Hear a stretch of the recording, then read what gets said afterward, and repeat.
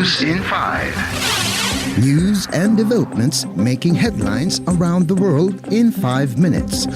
World News in 5. Here on Radyo Pilipinas Worldwide.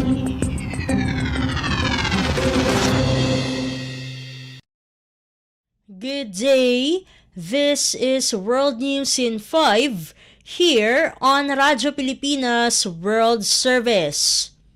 Ukrainian President Volodymyr Zelensky said Russian missile attacks on Wednesday killed at least 5 people in Kiev and Mykolaiv.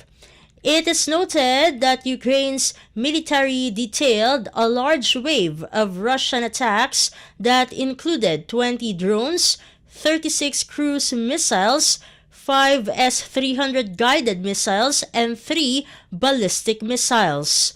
The Ukrainian Air Force said the country's air defenses destroyed 15 of the 20 drones and 29 of the 44 missiles.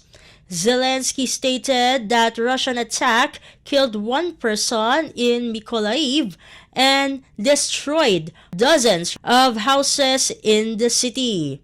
Kiev Mayor Vitaly Klitschko said on Telegram a high-rise building was struck and the attacks also cut off electricity in some areas. European Union Foreign Policy Chief Joseph Borrell, who is visiting Kiev, posted on X that he was starting his day on Wednesday in a shelter amid the air alarms. Ukraine has recently and increasingly used drones to target areas inside of Russia, while also striking Russian naval facilities in Crimea. World News in 5. Here on Radyo Pilipinas Worldwide. In other news overseas, Iranian-backed Houthi militants have once again ignored U.S. calls to stop attacking international shipping lanes or face consequences, this time firing 6 anti-ship missiles from Houthi-controlled areas of Yemen into the Red Sea. A United States official who spoke to the Voice of America on the condition of anonymity said U.S. naval forces had shot at least 1 of the missiles down on Tuesday, with others falling into the sea. There were no reported injuries and the ship was able to continue toward its destination according to CENTCOM. In the southern Red Sea, the CENTCOM said 3 missiles likely targeting the Barbados-flagged UK-owned cargo ship MV Morningtide landed in the water without causing any damage. The latest Houthi launches came as an unclassified Defense Intelligence Agency report released on Tuesday confirmed that Houthi militants in Yemen were using various Iranian-made missiles and drones in its recent attacks across the region. The report compares publicly available images of Iranian weapons to those employed by the Houthis and highlights the strengthening relationship between the Houthis and Iran's Islamic Revolutionary Guard Corps. World News in 5. Here on Radyo Pilipinas Worldwide.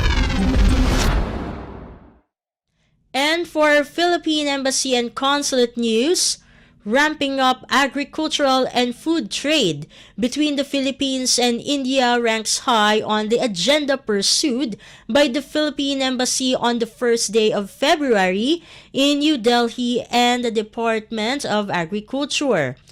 Such was the gist of the first meeting conducted virtually between Philippine Ambassador-designate to India Josel F. Ignacio and Dubai-based Agriculture Attaché Ms. Nolette Fulgencio.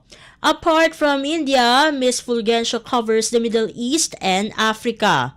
Ms. Fulgencio provided the envoy a briefing on the current complexion of Philippines-India agri-food commerce and a run-through of issues and the Philippines' priority objectives and initiatives vis-a-vis India. These include urging forward the Philippines' ongoing engagement of India as a source to boost rice supply and stocks, and discussions with Indian counterparts on market access requests. They also agreed to push for the timely convening of government meetings for agri-policy consultations, as well as to hammer out agreements for expanding bilateral agriculture cooperation. World News in 5. Here on Radyo Pilipinas Worldwide. And that concludes today's edition of World News in 5. For Radyo Pilipinas World Service, this has been Steph Vicente. Good day and stay safe, everyone. World News in 5. News and developments making headlines around the world in 5 minutes. World News in 5. Here on Radyo Pilipinas Worldwide.